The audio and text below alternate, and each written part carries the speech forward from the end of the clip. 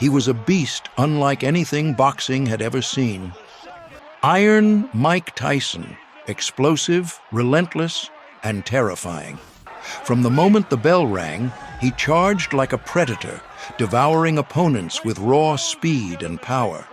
At just 20 years old, he became the youngest heavyweight champion in history.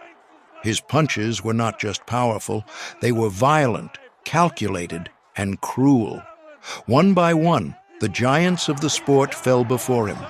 Trevor Berbick, Larry Holmes, Michael Spinks. Many didn't last a single round. Tyson didn't just win, he dominated. His stare alone broke spirits before a punch was thrown. Trained in the brutal style of Cus D'Amato, his defense was tight, his offense overwhelming. He was ferocity personified, a force of nature wrapped in gloves.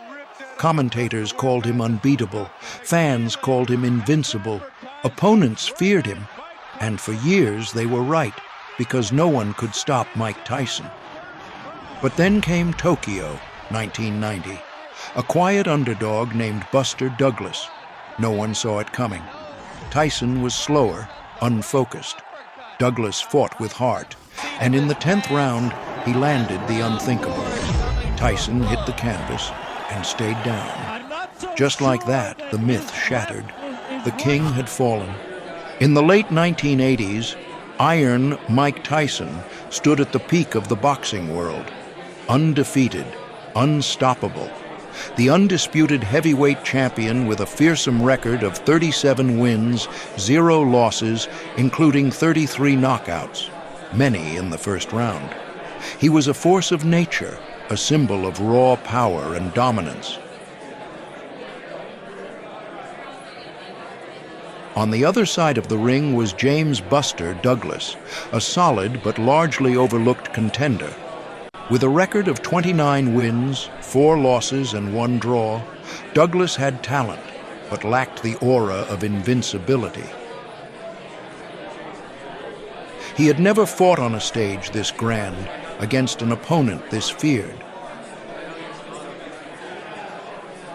To the world, this fight was a formality.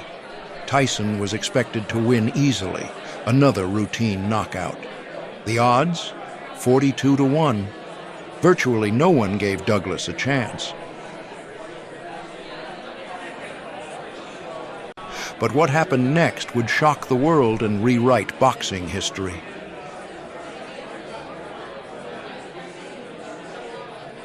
Round 8.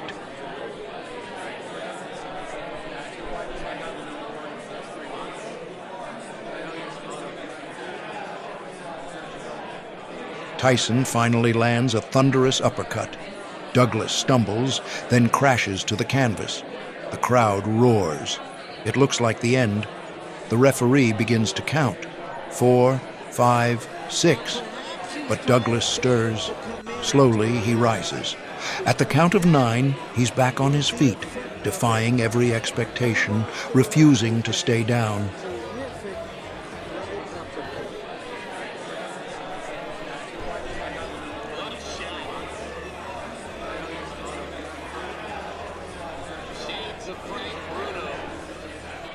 Round 10.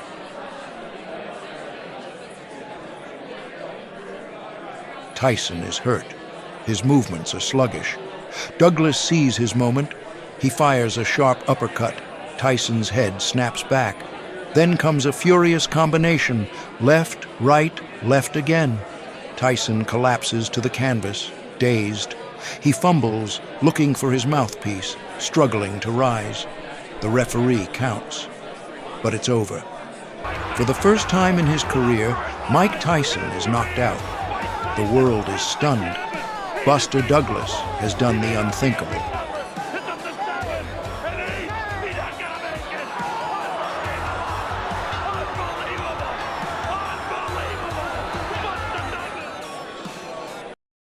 After his shocking loss to Buster Douglas in 1990, Mike Tyson's aura of invincibility was shattered, but he quickly returned to the ring with dominant wins over Henry Tillman and Alex Stewart, reminding the world of his explosive power. In 1991, He continued to prove himself by defeating Donovan "Razor" Ruddock in 2 brutal fights that showcased his resilience.